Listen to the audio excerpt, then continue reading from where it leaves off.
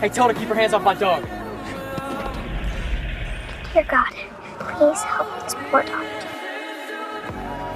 Everyone was stunned by what they just saw. Mark, who had witnessed the miracle himself, had hope burning in his eyes again. He longed to stand up too. Sarah gripped his hand tightly and closed her eyes to pray. But this time, the miracle didn't come.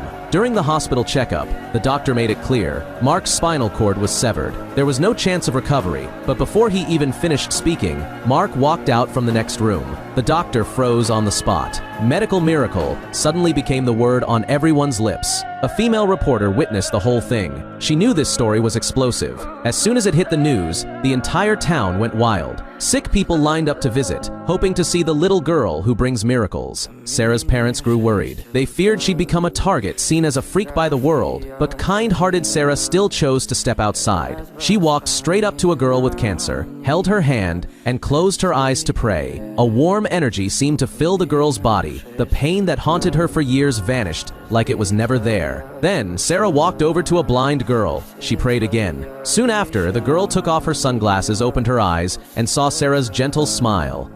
You have sandy hair. You can see.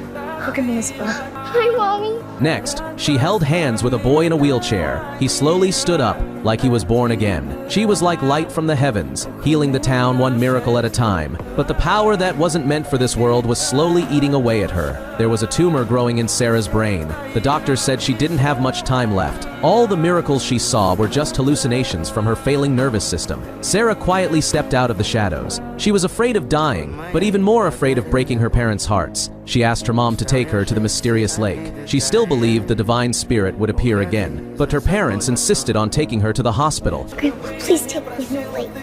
Her grandfather, who never believed in God, went to the lake alone. He knelt in the rain and silently prayed. He offered his life in exchange for his granddaughters, but the lake stayed silent. Back at the hospital, Sarah's life was reaching its final stage. Her grandpa made a decision. He reached out to everyone Sarah had helped. Together, they planned a secret rescue. On the day of the escape, they snuck into the hospital in disguise. Grandpa distracted her parents. The girl with cancer took Sarah's place in bed, pretending to be her. The others created chaos in the lobby, faking fainting spells to draw attention away. With their help, Sarah was quietly taken from the hospital, but outside, a heavy rain started pouring down. They rushed to the lake, driving as fast as they could. Her parents soon realized she was gone and took off after them. A reporter caught wind of it and followed too. The whole town was swept into a midnight storm. Her brother pushed the car to its limit, but they got spotted by the cops. Just as they shook them off, a fallen tree blocked the road. It was like fate itself was keeping them from the lake. Then, a man Sarah once helped showed up. With his dog,